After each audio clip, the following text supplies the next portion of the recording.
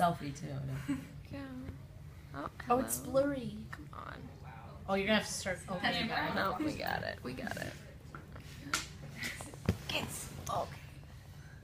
Oh, yeah. Okay, we're good. Okay.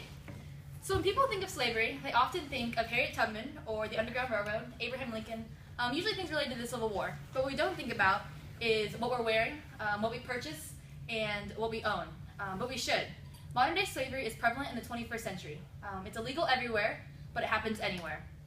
So I'm passionate about this issue, and I want to share the information with you and compel you towards action. Modern day slavery lives in the shadows of our daily lives, and awareness of this issue should compel us to partner with organizations such as International Justice Mission and Word Made Flesh.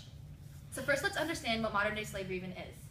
The U.S. Department of State defines slavery as activities involved when someone obtains or holds a person in compelled service. So usually this takes the form in three ways. The first is forced labor, also known as debt labor.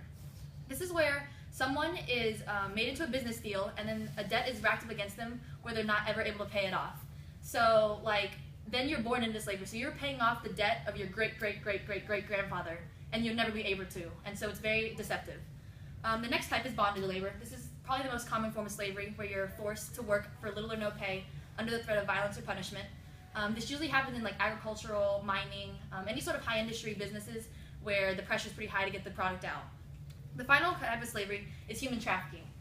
Human trafficking is where someone is forced from another location and then under compelled service, usually for sexual exploitation. And it can also take the form of child soldiers. Coney 2012 was pretty big a couple years ago, and that's a form of slavery also. So the numbers of slavery are pretty staggering. So if we take, they say that 30 million are enslaved today, but that number is pretty big. So if we take it down, we can think about Ross-Ade Stadium. So Ross-Ade Stadium is 68,000, holds 68,000. So if we take Ross-Ade and we fill it one day, and the next day we fill it again with a whole entire new group of people, and we do that every single day for 13 years, that's about 30 million people. So 13 years worth of filling Ross-Ade every single day for 13 years, that's an incredible amount of people that are enslaved today. The End It movement has posted some sobering statistics about slavery. So in 1850, with the cost of inflation, it was about $40,000 to purchase a slave to do the work that you wanted to. Today, you can buy a slave for only $90. So you can buy a slave for probably more than my outfit, for less than my outfit, so the average age to enter the sex trade is 13. So while some American children are watching Good Luck Charlie, and while they're working on middle school drama, others are being forced to enter the sex trade and being sexually exploited. So the slave trade produces $150.2 billion. So if we take the revenues of Google, Amazon, and eBay combined, profiting off another person's body is more than that. So even though these numbers are pretty big, they're still just numbers, but slavery can get much closer to home. The U.S. Department of State estimates that there are 61,000 people enslaved in the United States. But there are also, they say, 18,000 moved into Atlanta every single year. So if you think about the math a little bit, if 18,000 are moved in every year, but 61,000 are in America, that's a huge number of people being trafficked in and out of America with little or no government regulation. So the WGBH News highlighted the fact that big sporting events are big attractions for slavery, just with all the money coming in and lots of business deals happening. It just so happens that Indianapolis, Indiana hosted the NCAA Final Four, the Super Bowl, and the Indy 500 all within the past couple of years. So personally, I own 40 slaves, not through personally, but I also with the merchandise that I buy.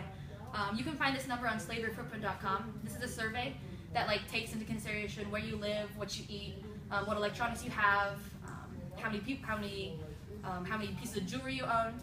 So some of the slaves that I might have working for me are the small children in India mining for mica. It's the stuff in makeup that makes it sparkle. And children every single day are forced to go into dangerous mining conditions to mine for this material that makes me look better. Or there's some in the Uzbek cotton fields. There are 1.4 million children forced to pick cotton, which is more than the New York public school system. So you might have heard of some of these companies that use slavery, such as Victoria's Secret, Starbucks, Forever 21, Urban Outfitters, Target, Nike, Hershey's, Coca-Cola. The list goes on and on. It's the main big companies use slave trade at some point or another, usually in the form of bonded labor. So slavery is prevalent in our daily lives, and it's our duty to fight it. One of my favorite quotes from the End It movement is, "Ignorance is no longer an excuse, and indifference is no longer an option," because we have this knowledge of slavery. So we need to feel passionate about fighting it with these numbers. So there are 4 ways to fight slavery based upon the End It movement. The first is awareness, so being just aware of this issue. It's often swept under the rug. It's often not talked about in the materialistic America. So being aware, maybe just telling your friends something like this would be a good way to fight slavery. The next is prevention. So the fair trade movement's really gained a lot of momentum in the past couple of years. This is where when you buy a product, you're guaranteed that the people who manufacture the product have been paid a fair wage for their work.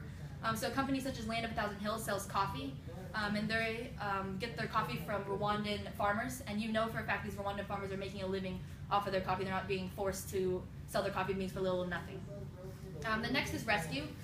Through International Justice Mission, I like to liken it kind of like the CIA of justice. So their goal is to build relations with the local government system to combat slavery. So they first find out what's wrong with the system, and they try to help it through resources, training, and accountability. They go in and try to help the justice system have more accountability in fighting the slavery. And then the final way that we can help fight slavery is rescue and then restore them. So once these people have been rescued out of slavery, they're very broken. They do not have self-worth. They've been told their lives that they're not worthy of basic human rights. And so places like Word Made Flesh, they provide healing houses where they provide the girls and men. They provide them with counseling. They provide them with education. They provide them with shelter, and they provide them with a safe haven so they can get them back on their feet and migrate back into society. So modern slavery will take an army to end it. It demands attention and compels action. So with these numbers that you know now, you can't help but feel passionate about the 30 million enslaved. So abolitionists are no longer the people like Frederick Douglass and the people of the past. Abolitionists are people just like us.